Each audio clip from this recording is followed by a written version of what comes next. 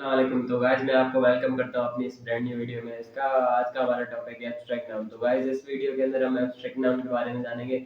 तो वीडियो में आगे बढ़ने से पहले मैं आपको ये बताता चलूँ कि एब्स्ट्रैक्ट नाउन को जानना क्यों जरूरी है। गाइस एब्स्ट्रैक्ट नाउन को जानना इसलिए जरूरी है क्योंकि अगर हमें एब्स्ट्रैक्ट नाउन के बारे में पता होगा तो हमें ये पता चलेगा कि आखिर सेंटेंस के अंदर किस कॉन्सेप्ट के बारे में बात की जा रही है, यानी किस बारे में बात की जा रही है और कौन सी फीलिंग का इजहार किया जा रहा है, कौन से एक्सपीरियंसेस यानी तजुर्बात किए जा रहे हैं और कौन से आइडियाज का जिक्र किया जा रहा है। इसके बाद मैं आपको बताता चलूँ कि इसको जानने का हमारा फायदा क्या है। गाइस इसको जानने का हमारा ये फायदा है कि अगर हमें एब्स्ट्रैक्ट नाउन के बारे में पता होगा तो हमें ये इल्म होगा कि आखिर जो इसमें आइडियाज एक्सपीरियंसेस है इस्तेमाल हो रहे हैं, यानी कि तजुर्बात किसी के भी आइडियाज या थॉट्स कॉन्सेप्ट इस्तेमाल हो रहे हैं उनके बारे में हमें ज़्यादा से ज़्यादा मालूमात हो सके कि सेंटेंस के अंदर।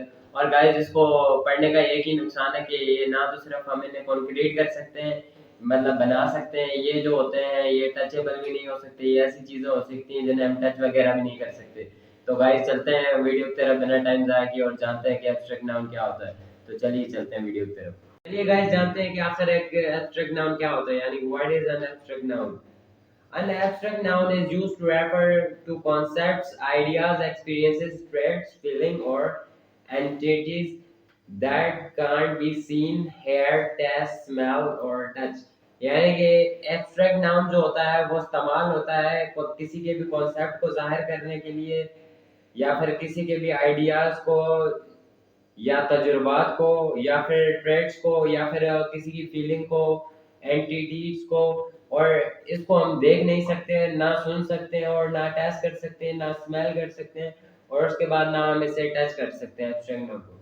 Abstract nouns are not concrete और टेंजिबल, यानी कि एब्स्ट्रैक्ट नाउन जो होते हैं ना उन्हें हम बना सकते हैं और ना उन्हें हम टच कर सकते हैं। There are a lot of abstract noun varieties used in proverbs, यानी कि यहाँ पर बहुत से किस्मों के एब्स्ट्रैक्ट नाउन हैं जो कि इस्तेमाल हुए हैं प्रोवर्ब्स के अंदर, वो उनकी फिर मजीद आगे वैरायटीज हैं। तो गाइस इसके बाद इसकी डेफिनेशन आ जाती है कि an abstract noun is defined as a noun, for example beauty or freedom, that refers to an idea or a general quality, not a physical object. An abstract noun refers to a quality or idea rather than to a physical object. यानी कि abstract noun जो है ये किस्म का, जैसे हम ऐसे डिफाइन कर सकते हैं कि ये किस्म का नाउन है, जैसे कि इसकी हम मिसाल ले लेते हैं, जैसे खूबसूरती आ गया या फिर फ्रीडम आ गया, किंगडम वगैरह। और ये आइडिया को जाहिर करता है या फिर किसी भी जनरल क्वालिटी को, ये फिजिकल ऑब्जेक्ट को जाहिर नहीं करता। और जो एक एब्स्ट्रैक्ट नाउन होता है वो किसी चीज की क्वालिटी को जाहिर करता है, आइडिया को जाहिर करता है, ना कि वो किसी फिजिकल ऑब्जेक्ट को जाहिर करता है। तो गाइस ये था एब्स्ट्रैक्ट नाउन का कॉन्सेप्ट और डेफिनेशन। इसके बाद गाइस आ जाती हैं एब्स्ट्रैक्ट नाउन की एग्जांपल्स, वो देख लेते हैं हम। Check out the following examples of abstract noun, यानी कि एब्स्ट्रैक्ट नाउन की आप एग्जांपल्स देख लें जो हमने नीचे लिखी हुई है। ये ग्लोरी आ जाता है इसमें, यानी कि ग्लोरी के जीत, ऑनर यानी कि एजाज, करेज यानी कि और मजीद उभरना, आगे बढ़ना, लव यानी कि मोहब्बत, ट्रुथ यानी सच्चाई, ऑनेस्टी ईमानदारी, सिंबोलिज्म यानी कि किसी का भी निशानदेही करना, प्योरिटिज्म इसका मतलब है कि प्योरिटिज्म का मतलब है कि आप किसी को प्योरिटी दें किसी और के ऊपर, और रिफ्लेक्शन का मतलब है कि आप रिफ्लेक्ट करें किसी भी चीज को किसी भी तरफ। तो ये इसकी एग्जांपल्स थी एब्स्ट्रैक्ट नाउन की और इनको हम इस्तेमाल कर सकते हैं किसी भी सेंटेंसेस के अंदर एज एब्स्ट्रैक्ट नाउन। इसके बाद गाइस आता है कि converting words and adjectives into abstract noun, यानी कि वर्ड्स को और एडजेक्टिव को हम एब्स्ट्रैक्ट नाउन के अंदर जब कन्वर्ट करें। A verb or an adjective can be converted into an abstract noun by addition of a suffix and vice वर्सा, यानी कि एक वर्ब को या फिर एक एडजेक्टिव को हम कन्वर्ट कर सकते हैं एब्स्ट्रैक्ट नाउन के अंदर, उसमें हम मजीद सफिक्स का इजाफा करके या फिर वाइस वर्सा का इजाफा करके। Have a look at the following examples given below, यानी आप इन मिसालों को देखें जो हमने नीचे लिखी हुई है। Converting words to abstract noun, यानी इसके अंदर वर्ड्स जो है उनको कन्वर्ट करके हम एब्स्ट्रैक्ट नाउन बनाए हमने।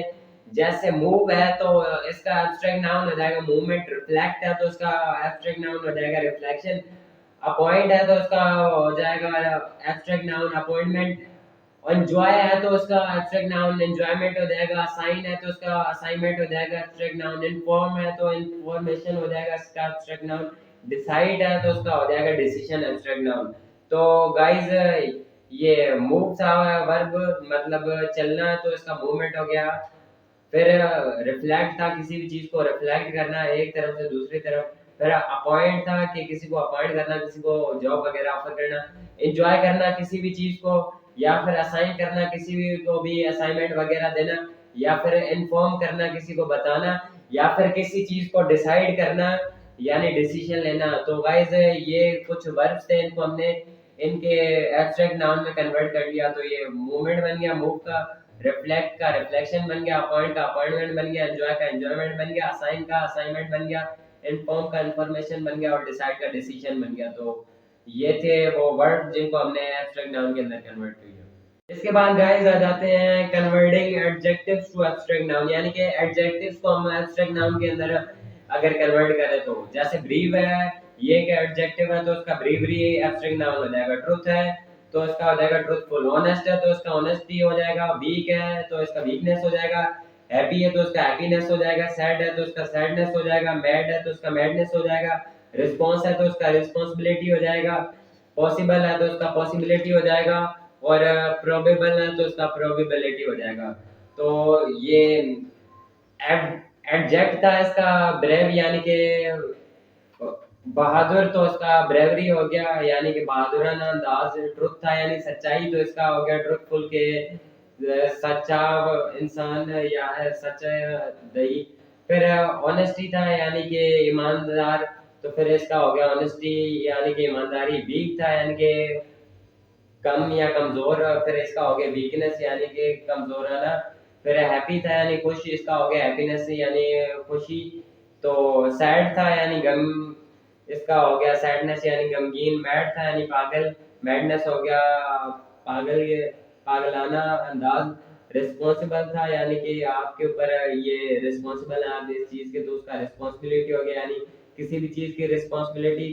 पॉसिबल था यानी कि मुमकिन था, तो उसका हो गया मुमकिन अंदाज पॉसिबिलिटी। और प्रोबेबल था यानी कि करना है, तो इसका प्रोबेबिलिटी हो गया कि करना किसी भी चीज को। तो ये थे कुछ एडजेक्टिव जिनको हमने एब्स्ट्रैक्ट नाउन के अंदर कन्वर्ट किया।